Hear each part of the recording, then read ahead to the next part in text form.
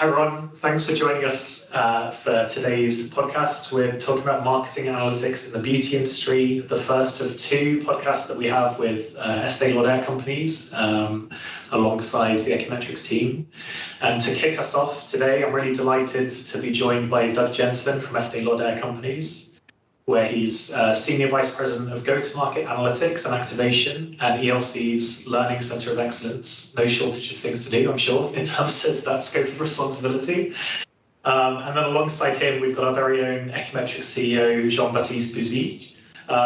And today's a big year. Well, this year is a big year for us between Ekimetrics and ELC because it's marks our 10-year anniversary of the partnership that we've created. And so over these next kind of two episodes, we're going to be taking a look with the team at the changing face of both the beauty industry and ELC over that time. What it's meant to you, Doug, and to your team in marketing analytics, and what you think, especially the next 10 years hold, because we've already seen, I'm not sure, I think everyone hopes that we don't have as much change as we've had in the last 10 years and as much of the instability, but there's surely lots of different things on the horizon to discuss. So thanks both of you for joining and hello today. Hi. Great to be here.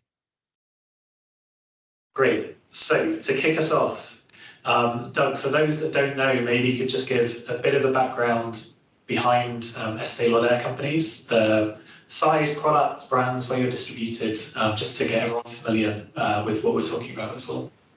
Yeah, certainly.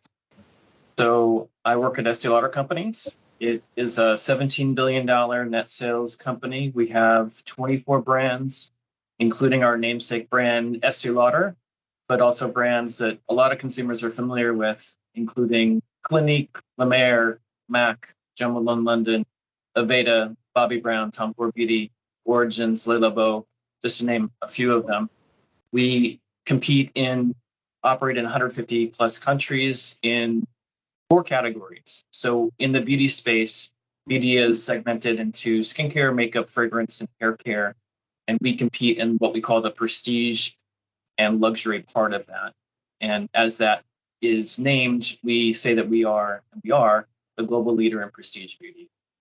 We distribute through brick and mortar, obviously through both our wholesaler partners as well as our own freestanding stores. We compete or offer distribution through our e-commerce platforms, including through our partners, as well as our own brand.com sites, and then, of course, in travel retail, which is the duty-free shops around the world.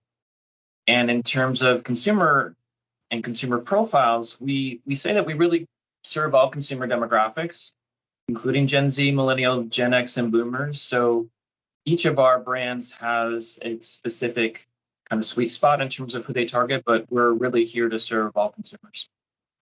And in terms of our overall company strategy and ambition, we are the best diversified pure play in beauty. And what that means is we only compete in prestige and luxury beauty. Some of our competitors also operate in mass beauty, and we do not. Our strategy is powered by multiple engines of growth, meaning we will drive performance in engines of brands, categories, geographies, channels, consumers, you name it. And that multiple engine approach allows us to grow in different ways, depending on how the markets are growing. We have a rich heritage and strong core values, including in inclusion, diversity, and equity. And then in terms of what we talk about in our portfolio, we have what we call strong hero products. Hero products are consumer loved, they are financially accretive, they drive trial, and more importantly, they drive repeat and lifetime value. And that's actually where we spend or want to spend most of our advertising and promotion dollars. Then in terms of my role, I lead a global analytics and training function. What that means is I have the pleasure to partner with our brands and regions on activating any kind of learning, any kind of analytic learning, including marketing mix modeling, but really any kind of learning and insights, and taking that to help brands and regions as they execute in market. So, I mean, a huge amount that you cover, right? And that position sitting kind of atop of that marketing analytics and training, needing to understand the dynamics of the industry, the dynamics of the consumer, the dynamics of the categories of the different retail environments, and the scope of ELC from working with wholesale partners, working with your own brick and mortar stores, your D2C business. It's like a huge amount of variety and different dynamics going on. Kind of what are the key things that you've seen over the last decade? What have been those big changes that have really come around consumer behavior, technological change, market growth, and how that influences and affects the way that ELC approaches marketing? Yeah, it's a good question. And I do have the pleasure of having a big scope of a job. So any day or every day is a bit different in terms of what we talk about or what we analyze. Let's say a lot of shifts that have happened from a market share perspective. I would say that the idea of the growth of indie brands or brands that sell in specialty channels or sell in exclusive channels, that growth has been tremendous in the last 10 years, including or especially in the United States. I would say, though, in other parts of the world, consumers trust more of what we say are the multinationals, corporations that have been in business for a long time, including our own. That's especially true in China, in Asia. So making sure that we understand what are consumer preferences for the types of brands and products they want is always quite important. We spent a lot of energy talking through where are the growth areas within the beauty overall category, and then by category and by segment. So, for example, we spent a lot of time with the syndicated share data that we bring in-house and analyze. And as two examples, in the fragrance category, consumers are showing a huge dependence or interest in luxury fragrances, so the upper end of fragrances, where, let's say, the potency of a given fragrance is more long-lasting. And then another example would be in skincare, where we see consumer preference for products with SPF, not just in sun care, let's say, but in SPF protection in all of skincare. So we have to make sure that we're always analyzing the data to understand where consumer interest is and where the growth areas are happening, and that granularity of growth is really important. In terms of geography, we compete, as I said, in 150 plus countries, but we're always looking to figure out where are the future engines of growth. And there are a lot of emerging markets that have that opportunity and that potential. So markets as diverse as the Middle East or South Africa or Turkey or Brazil or parts of Southeast Asia, all of those are really interesting, and making sure that we know where the growth is coming in the future. And obviously continuing with where the growth has been, which is in Asia, and particularly in China, which is not an emerging market by any stretch, but is really important that we're focused on where the future growth will continue to be. And then in terms of broader consumer trends, I think what we see is, and this is really has transformed in the last 10 years, that today's consumer is really very informed. She or he will be looking at ratings and reviews or watching videos, and sometimes that consumer is doing that while in store shopping. And if you've ever shopped with a younger person, you probably witnessed it yourself. So how do we make sure that we're always offering information and content where that consumer is and where she is actually getting her information? In terms of what we're talking about, though, we have to make sure that the product is always the most important thing we think about. And what that means to us is making sure that the product quality and efficacy continue to be the important things we focus on, because we see those as the main drivers of consumer satisfaction. And one of the things that our company has prided itself in has been this really strong product quality, because we know that when consumers try a product and it delivers the efficacy that they're looking for, they'll come back and repeat purchase. So that is the most important thing we think about. The marketing opportunities really, and the complexity of the environment right now, there are a few things I think we can talk about today, which is how do we make sure that we understand how to grow brands through brand marketing, or let's say brand equity upper funnel marketing support versus performance marketing, which is more bottom of the funnel and more call to action oriented. So that debate of the spend and where you put that spend, that's something that all companies are facing, including our own. I think we're all facing things like increasing media costs, especially with our social media platform partners. We have a crowded marketplace. I mentioned all the indie brands. So the more indie brands and the more they're out there vying for eyeballs and attention, I think that makes our brands have to compete in a much more difficult marketplace. And then finally, in the privacy area, I think we're all looking at how cookie deprecation and other ways where it's more difficult to track individuals. And that's actually a nice springboard into a later discussion I know we'll have on how to look at aggregate measurement through marketing mix modeling. And in the pandemic, what we observed and most companies observed is skincare and hair care categories grew because consumers really wanted to take care of themselves. We also observed that the fragrance category seemed to really be very robust in its growth. And actually, this has continued to today. Fragrance initially in the pandemic was a lot about ancillaries and things like candles or home sprays where you freshen up your own home. And that's still true, but then fragrance juices are coming back as well. And a lot of the growth is driven by that. And, the trends on people wearing less makeup, that's actually waning. And now people are going out, obviously, and wearing makeup again. So our job is to make sure we're on top of those trends and how they shift. And then the final thing in this section I'll talk about is influencer marketing. It's probably one of the most interesting and largest shifts that we've seen over the last 10 years.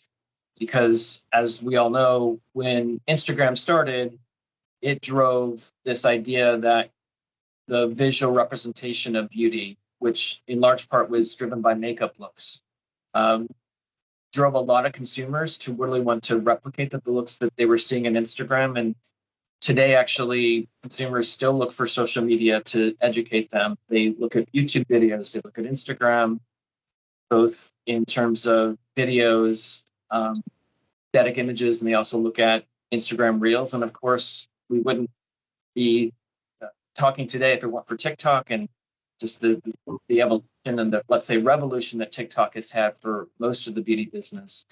And as it gets into measurement, and I think this is where we should probably talk about this further, is when you think about how to measure influencer marketing, we had to work with Ekimetrics to transform our measurement approach because 7-8 years ago, when we were looking for how does Instagram and influencer marketing affect our business, we initially were just looking at the impact on sales or bottom of the funnel. And what we realized is we couldn't detect initially an impact of influencer marketing and sales. And we felt like that didn't make sense. And so we transformed with Ekimetrics' leadership, we transformed our measurement approach to look at measuring the impact of not only influencer marketing, but all factors on each part of the funnel. So now we have a nested ecosystem where we have models on the upper funnel, which we call desirability, middle of the funnel, which we call consideration or engagement, and bottom of the funnel, which is obviously sales. And this approach or this transformation to measurement across all parts of the funnel has allowed us to more appropriately measure influencer marketing. And now we know it is one of the top measurement marketing factors for our business and continues to be to this day. Yeah. No, I think that comes. Oh, go for it, Jamie. Yeah, if I may, I think that it's also it's a good summary of what we have experienced in the last 10 years, because be it on the beauty industry or the data industry, what we see is a huge fragmentation, a lot of uncertainty. Could be it's the access to data or the change in the consumer journey. So for our clients, it's layers and layers of complexity. And the challenge for measurement, you don't do measurement just for the sake of measurement. You want something that tells a story, that helps you make decision. And really the challenge is to have something really that has the flexibility to capture all this fragmentation, complexity, to have the flexibility also to capture all this newness, because every month we have something new today. And the arbitration is even more important because due to the fragmentation of the marketing landscape, we have to make choices that are even more important than before, because you don't want to have just a small amount on everything and having no impact. So that was really, I think, the main challenge for us, for measurement, for what we do at ELC in the last 10 years. And I mean, that's a huge challenge, right? What you've just laid out, Doug, and Jean-Baptiste, what you've talked about more broadly across the clients and those layers of complexity, like how for brands or businesses that are thinking about how they understand marketing effectiveness now, you have some brands that have been steering 80% of their budgets behind TV, and like that's been the thing that drives their business, but that's not possible. It's getting to the stage where that's not possible anymore. And fragmentation and media inflation and changing consumer behaviors and preferences and understanding influencer marketing, all of these aspects create a completely different approach to how you think about marketing effectiveness. So how have you tackled that as ELC? Like what does that feed into from a marketing effectiveness approach to kind of reduce that complexity and make it understandable? So for us, it's leveraging marketing mix modeling. So I call myself a MMM evangelist, MMM, which is marketing mix modeling.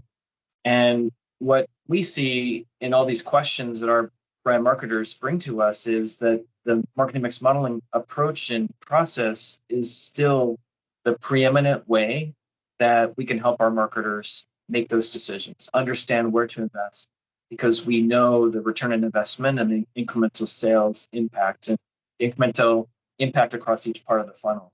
So in terms of how we think about MMM, going back to the basics, we use it to understand which factors in marketing, but even beyond marketing, all factors. The way I think about marketing mix modeling is it's a robust approach where you take every single factor you can think of to understand what drives sales change. And so we use it to understand and quantify all those drivers of sales change.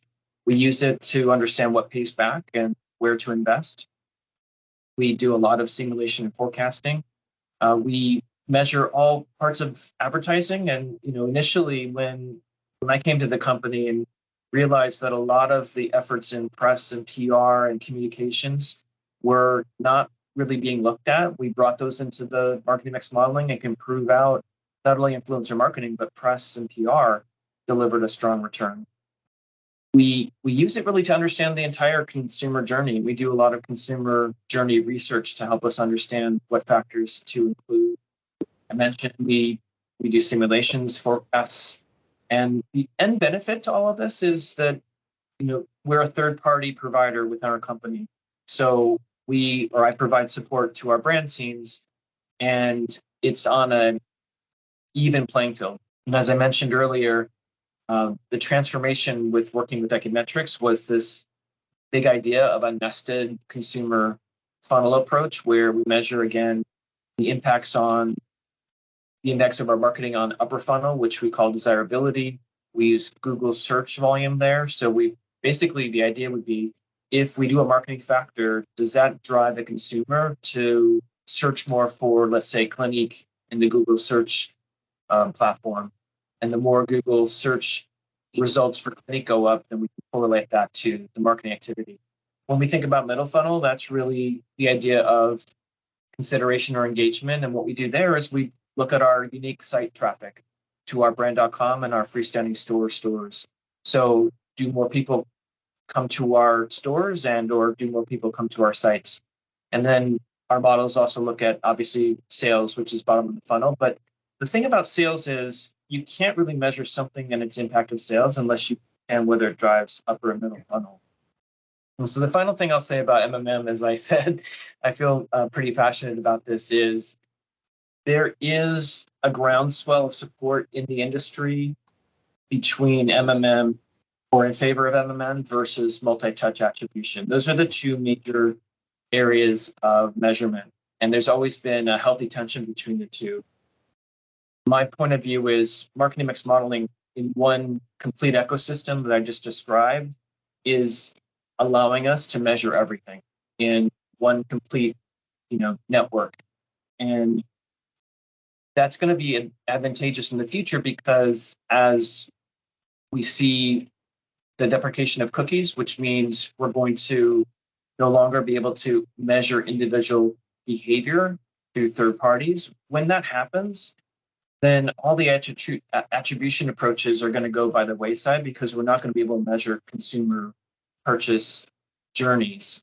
MMM, though, is an aggregated way of measuring. It's using statistics. And when you look at statistics, you can understand behaviors aggregated across consumers. And so MMM is actually indeed making a comeback. And if any of the viewers or listeners want to study this, you can go into Google and type in Harvard Business Review, marketing mix modeling, those 6 words. And after you get through the sponsored ads, you'll find a really interesting article published in the Harvard Business Review about how MMM is becoming the gold standard again for especially digital advertising measurement.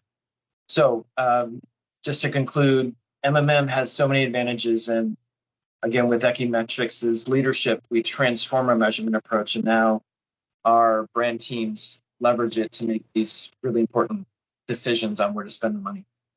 Yeah. And if you did want to read that article, then we'll put it in the description of the podcast as well below, so that if you're listening, you can just go and click in the description and it should take you straight through to that article that Doug was talking about. And maybe, Jean-Baptiste, you can follow up with how some of what Doug's talking about sort of reflects across other clients. Yeah, it's true that it's for us too. It's a conviction that MMM is a really powerful tool, because it's not only because of data deprecation. It's because MMM sits at a level where you can be holistic, and it's also we often talk about being a hub for other measurement techniques. So in the future of MMM, the capacity to bridge MMM to more granular approaches, such as demand forecast, CRM approach, this kind of thing, is really fundamental, and that's something we include. And in what we have seen that was critical for ELC, there are things that are, I would say, classic marketing measurement challenges. The most important is probably to be able to tackle both the short term and the long term.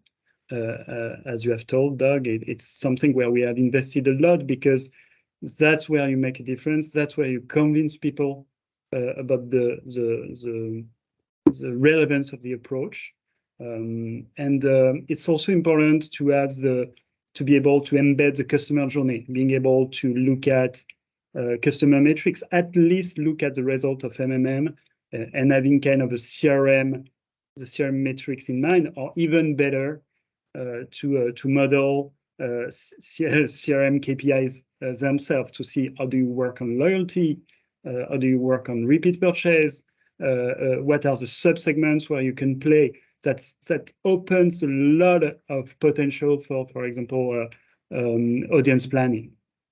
Another conviction we have is that there is not one model for all industries. So you need to customize what we call modules, but you need to customize your approach to industry. What we do, actually, the most difficult part is not the algorithm, it's the translation, understanding a business. And for the beauty industry, it means, we have a lot of exciting challenges in the beauty industry, but it means being able to understand trade and distribution. The phenomenon of gift with purchase in the US. How do you manage for fragrances the fact that during peak times, Mother's Day, Christmas, you have everything happening at the same time? It's a challenge for modeling this kind of thing, and that's how you build this kind of deep dive modules or small. A lot of it is based actually on machine learning and AI, to hybrid your technique with classic time series MMM approaches, and having things that are much more granular for more precision, more depth, but always having this MMM hub to have the holistic approach and to have one language, to have this common currency across all the functions and markets. Yeah. And for sure, when you're working with an organization as big and with as many brands and challenges and all of those things that are happening, the dynamics in the space as ELC, that single common currency doesn't come immediately. So, what that's just one aspect of a relationship, of a measurement program.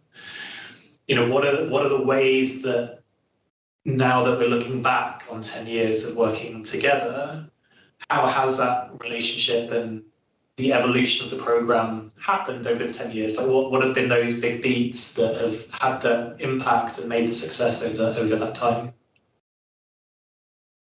So first, it's a long story, and if I take my entrepreneur hat, I have to say that we owe a lot to Doug and ELC, because 10 years ago we were still a very small company, but we have already found the same language.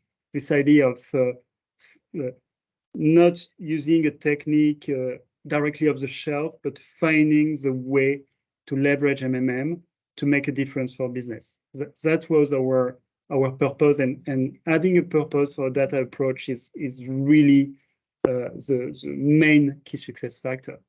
And really, it was for us a key milestone to work with ELC, and today, 10 years after, we are just named a leader in the last Forrester Wave for MMM, and that's thanks to this kind of client that trusted us, even if we were small at first. And phase one was really about convincing, proving the value, because the culture in the beauty industry is really centered around brand, product, customer. But when you talk about measurement, at first, you have people that could look at it as it's not a model that will tell me what to do with marketing. I'm doing it for 20 years, even if open-mindedness is something that we have really experienced at ELC, a lot of curiosity. It makes it easier. But it was really a phase where we needed to convince, and really the introduction of long-term measurement was the tipping point to convince people in the brands, and not only pioneers. Also being holistic, covering the right breadth of the mix, not only media, but also trade, distribution, product, all these things, and building our standards. Then phase two was about coverage. And that's still a question. When you have such a portfolio, how do you cover, how do you have the best compromise between cost and the number of models you do? So how do you create insights for everyone, having role models, having a way to scale the results, and also continuing to include all these new parameters. We were talking about influencers, social media, direct to customer. How do you enrich your approach while building that scale, that coverage? And I think today our challenge is to make it last, because we have built the first strong achievement was to build that culture of ROI, and you have to take into account the fact that when you work for 10 years for a company, it means that the CMOs of each brand probably have changed 2 or 3 times. And you need to build the assets, the best practices, the libraries of deep dives, the processes, so that the approach is no longer relying just on the key people, even if you had a strong adoption, but that you have something that is really embedded in the everyday business processes. And that, I think, we are still on this journey. We have strong achievements for that, and that's a key. So people tend to underestimate the weight of change in what we do. It's important to be good at modeling, but change management, the people side, is really, really important.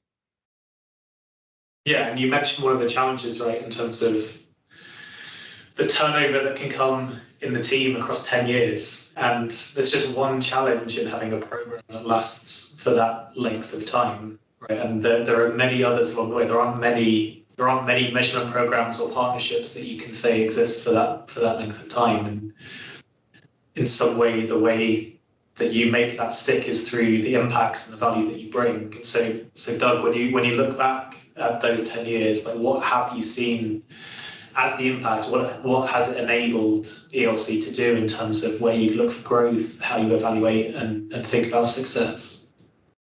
Yeah, certainly. So first, just to echo what Jean-Baptiste was saying, the 10-year relationship of actually both of us leading our teams has allowed us to address that turnover, if you will, in the CMO role within a given brand team. So he and my team become the institutional knowledge for the given brand, and that's also for the corporation. And what that's helpful to do is to remind our senior leadership of which are the tactics that drive the most impact, to evangelize influencer marketing, press, PR, press relations, those kind of activities to make sure within the earned media space, for example, that we're prioritizing those investments, not just for the brand that we're analyzing, but across the portfolio.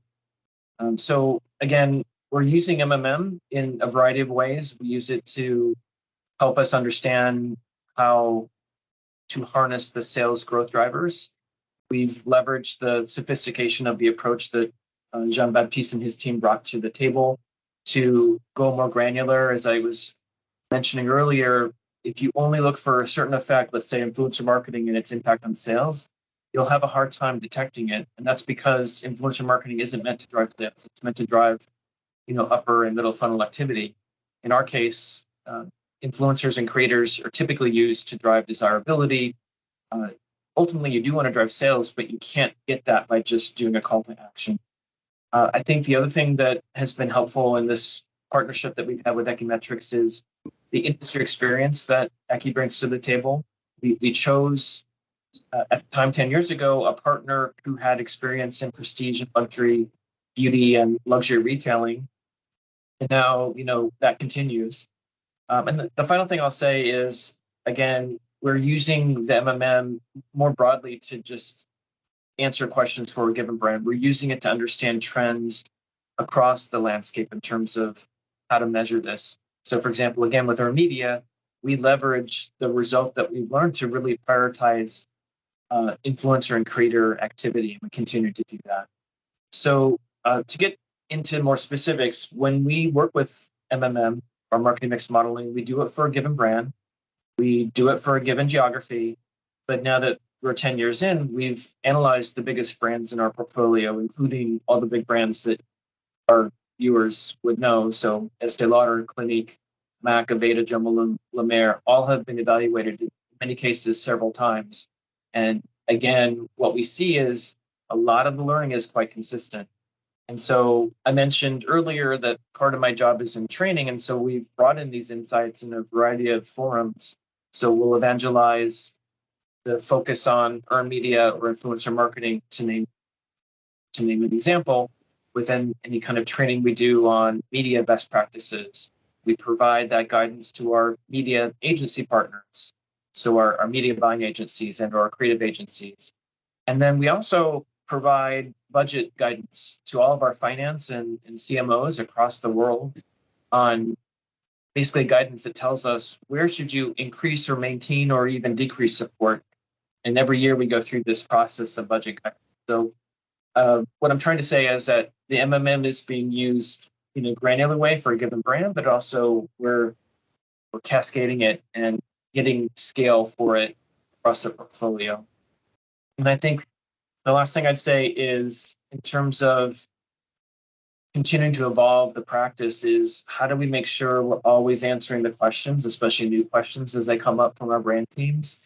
New tactics always emerge. So as an example, when TikTok came to the fore and became the prominent platform that it is today, we had already been measuring TikTok for some time. And so we could actually give confidence to the rest of the brands, for the brands that had been evaluating TikTok, to say it's actually working quite well. And not just the paid efforts in TikTok, but more importantly, what's the organic traction or the organic kind of impact that you get for the TikTok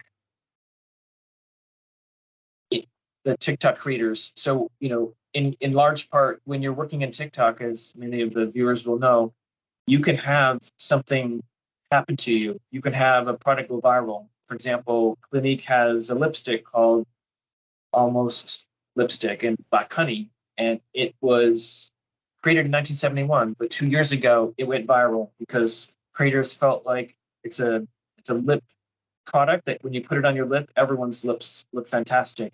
So who wouldn't want that, right? But it wasn't new, and the key thing was TikTok made that explode. So we were able to use the MMM to actually prove to ourselves how that was driving incrementality. And obviously, if you do a paid TikTok campaign, you can also get organic impacts from that, and we're able to tease both of those effects out. So, long story short, the MMN has been instrumental in driving, from very smaller scale individual brand questions to large scale, full scale things that we know about all of our marketing factors that we scale through budget guidelines or scale through training.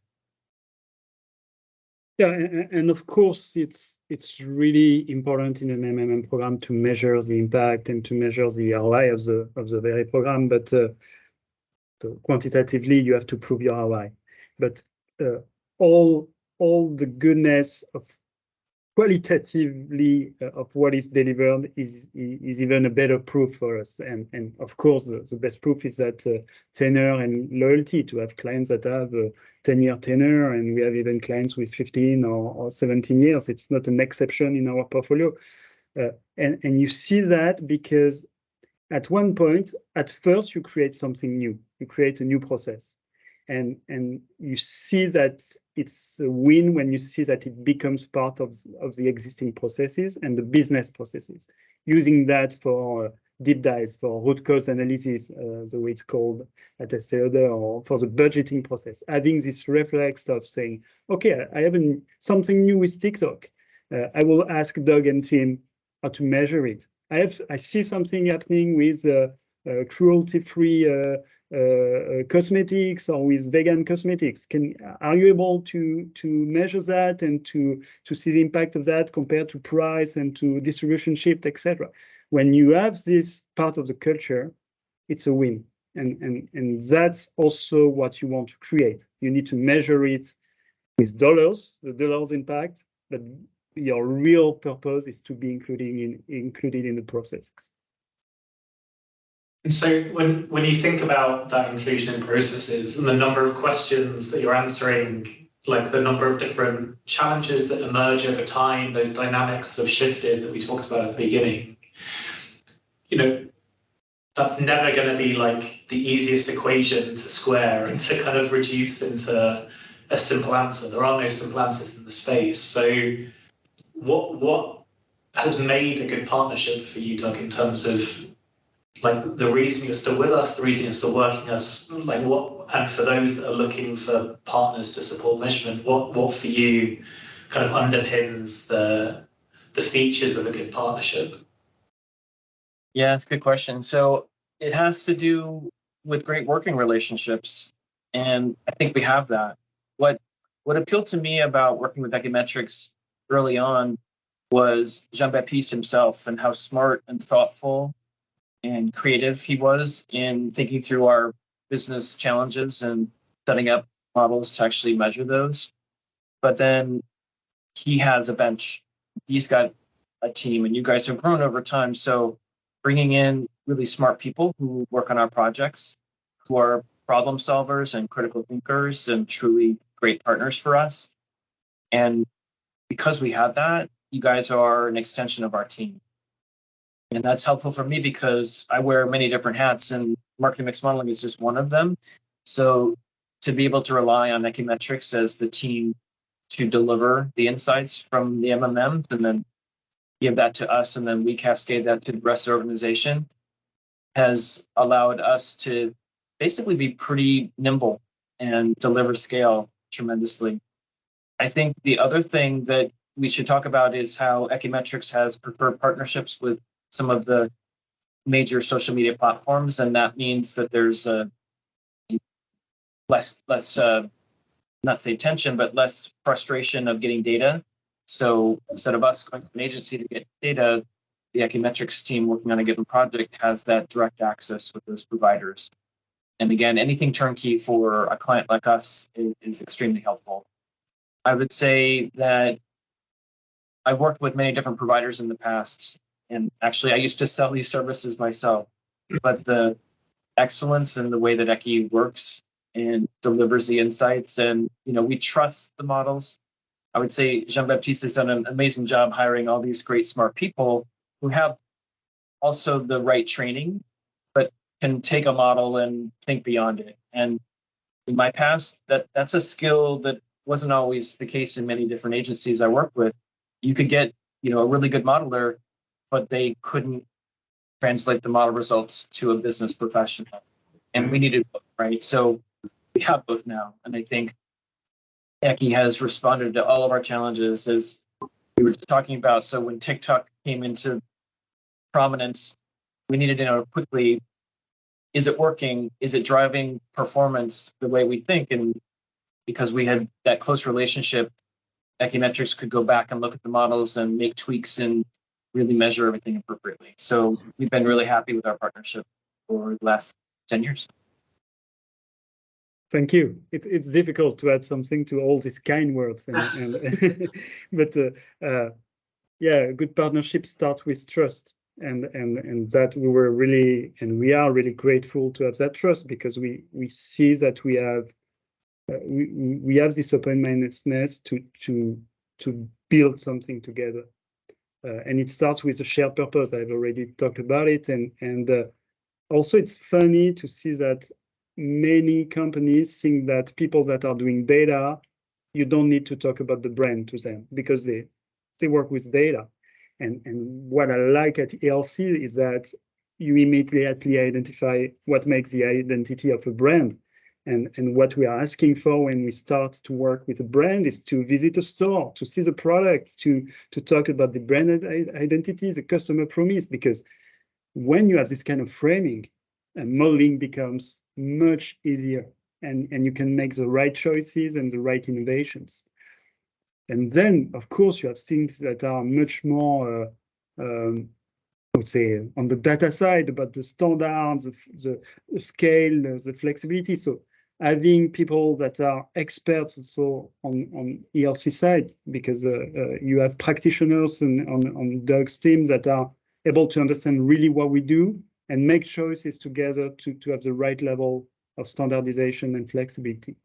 And last but not the least, it's a matter of, that's what you mentioned when you talk about the team extension, but I have really met smart people, curious people at ELC in all marketing and brand functions, committed people, and that are welcoming a new approach and see that as a way to improve ourselves as a team. So no matter if you are ELC or Ekimetrics, if you are data or marketing, and that's I think what makes a strong partnership. Yeah, and I think that for sure, what you just talked about in terms of the team on the ELC side is really important to make the success of the program internally. I guess for you, Jean-Baptiste, when you think about the clients that you've had the opportunity to work with over the last 17 years as well, what is it about ELC that makes them an exciting, interesting client to work with, that has meant that kind of partnership over the last 10 years has continued to be engaging and continue to let us bring the best people onto the program as well?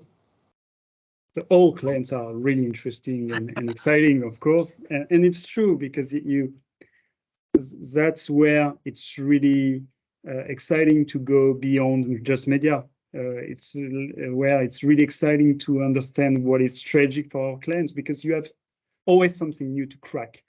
But what makes, so I've talked about people. It's a question of meeting people that you want to work with. But if I talk about the content, for sure, brand identity is something that is always very exciting at ELC, because it's not the same to do MMM for Estée Lauder, for La Mer, for Clinique, or for smaller brands. So that's something that gives you a variety of challenges, and also is always challenging yourself to have this holistic approach. And also because beauty is really kind of a leading edge sector in marketing. So you discover always new things, influencers, direct to customer, all the things with distribution. So we have learned so much in this industry and with ELC that, and we continue to learn so much that makes it exciting even after 10 years, actually. Yeah, no, that's really important to make sure that everyone on the program is really seeing that excitement and the change as well over time and the impact that comes. We've spent a lot of time discussing the last 10 years and kind of what's led up to this point. And I think maybe to kind of close out, it's a good opportunity to look ahead with your crystal ball and think about what comes next in the next 10 years for the beauty industry, for marketers, for marketing effectiveness. You kind of sit both sit in this position of having seen the change that has come and, some of the things that we know are coming next in terms of cookie deprecation and the impact that's going to have. But if you cast out a bit further, what do you think the next decade holds for the industry, marketers, effectiveness?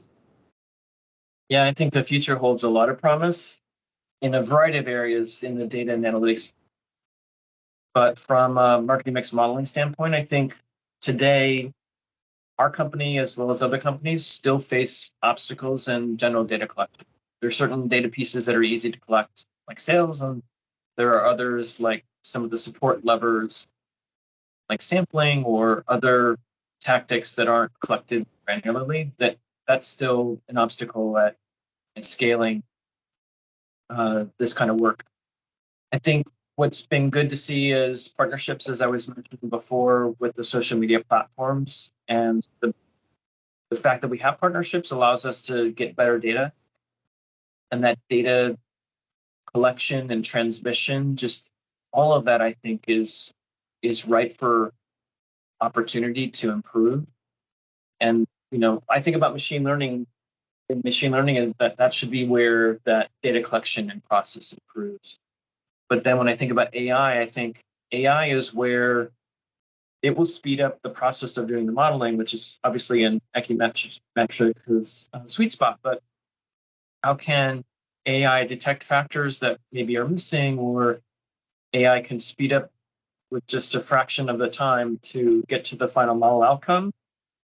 And maybe even AI can be trained to understand what makes sense from a model output perspective and find an insight that a human couldn't find. So I think all of those are exciting areas for the future.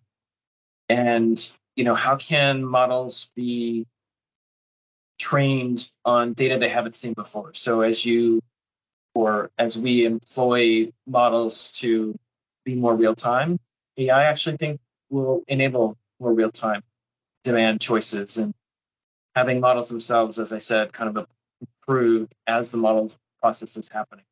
So I think the future of those ideas is just getting started. And of course, I'm confident that Ekimetrics will be on the ground floor of driving that change and helping us to be even more effective in the work that we do together.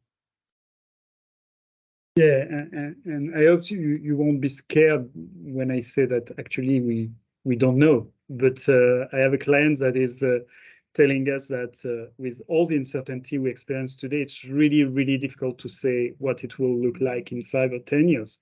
And that the only two things that we know that we will experience as revolutions are AI revolution, and also the way climate change will affect the business models. And actually, if you look at it for measurement, what does it mean? It means that for sure AI is the future of measurement. It's already the presence of measurement with all the hybridation that I've told you about. But generative AI will bring, I think, another layer, both on the data collection, data enrichment side, but also in the way you navigate the results, the accessibility of results. I think also all the question of industrialization, platforming the approach. 10 years ago, basically, MMM was kind of, it was PowerPoint. Then you had a period with a lot of SaaS softwares, but that lacked flexibility. And I think today we are entering an era where we are creating more and more assets for the client. to empower the client, to have more autonomy. And I think that we'll continue on that journey. And for sure, we want to be able to tackle the most pressing challenges for future business models. And I think about sustainability because how do you pilot a trajectory where selling more is not the only KPI? How do you pilot a trajectory where you want to reduce waste? What does it mean to have GWPs when you have this new ambition of reducing waste? How do you do it better and then maybe less or more personalized, etc.? So that's something that's always at the very core of what we do, always understanding what will shape the world, what will shape the competitive advantages tomorrow, be it on the data or the sustainability side or other factors, and trying to anticipate that. And that's where also long-term partnership is helping a lot, because you have this trust, you have this ability to step back, look at what is happening and how you will adapt your strategy together. Thank you both for sharing so much of those thoughts. I mean, from my side, steering our London office, looking at a 10-year partnership and saying, how can we create that with the clients that we're bringing on board now? And steering, it's such a great achievement to have seen the changes that you've kind of gone through together, the changes in the industry, media and marketing fragmentation, and how you can still keep M&M not just relevant, but at the core of an understanding of how brands should adapt and react to that. So thank you both for all your time kind of sharing those insights from the last 10 years. Like I said at the beginning, we do have episode 2 coming up with Sonna and Angela on our side from the Ekimetrics team, with Jenny from the ELC team as well, to go a bit deeper into the kind of specifics of what we mean when we talk about full funnel measurement and that understanding of the long term and the short term. As ever, you can find all of our previous podcasts on whichever of your favorite podcast platforms you want to choose from. And if you want to find out more about Eki, please do visit our website at ekimetrics.com and take a look out in the description below for the link to the paper that Doug mentioned from the Harvard Business Review earlier as well. That's it for this episode. Thanks very much, as always, for listening. And thank you again to Doug and Jean-Baptiste for sharing your time and thoughts today. Thank you.